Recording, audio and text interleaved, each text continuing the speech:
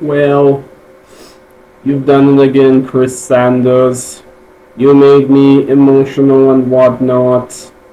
I thank you for what you've done and everything. Thank you for giving me The Wild Robot, a pretty emotional and heartfelt movie that I just watched the other day. You stole my heart, and I'm glad that you did. Part of me wishes you and Dean Dubois become the CEOs of DreamWorks because of how great your track record has been. Thank you for giving me Lilo and Stitch, the How to Train Your Dragon trilogy, and The Croods. You deserve an A plus on top of that. And so, my dear viewers, I'll be talking about the aforementioned movie, The Wild Robot. And this is the first time I am actually reviewing a film that came recently. So let us dive into the premise of The Wild Robot. So the premise for The Wild Robot centers around an intelligent robot who, after getting shipwrecked on an island, starts learning to bond with the wildlife and eventually takes care of an orphan goose and whatnot.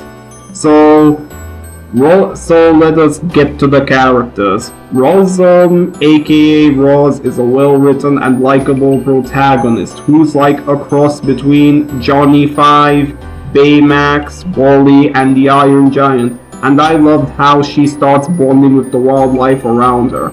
I also did love Flick the mischievous fox, who kind of reminded me of should I say, Nick from Zootropolis and whatnot.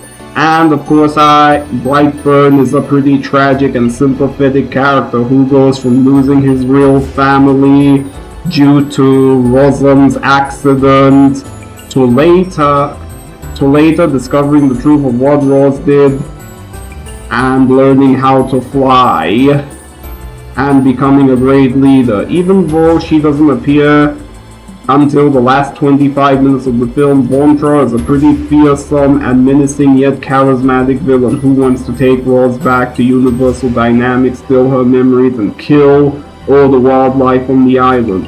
I loved how gorgeous the animation in this film looks. It's as if I am watching a children's novel come to life and whatnot. The dynamic camera angles used to show the scale of the environment are fan-freaking-tastic, especially when it comes to the wide shots and cinematography. I also did love the use of color grading in this film, capturing, should I say, the environment and the environment of the island and whatnot, and also the great moments of intensity and all that. The musical score composed by Chris Bowers is a mixture of beauty, emotion, drama, and other things, which also features Kiss the Sky by Maren Morris.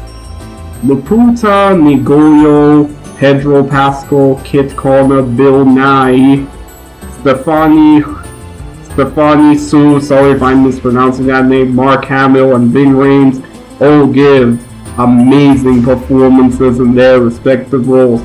I also loved how the movie has these great emotional and dramatic moments, such as Bright Bill learning that Ross accidentally killed his family and Ross suddenly feeling emotional and runs to see Bright Bill before he is out of sight.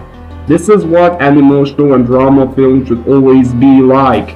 Man, this movie kind of feels like what happens when you get the plot of, should I say, the Iron Giant, Wally, and the Short Circuit duology. So those are my thoughts on The Wild Robot and whatnot. So yeah, that's The Wild Robot for you. Easily one of DreamWorks' best films in recent years and whatnot.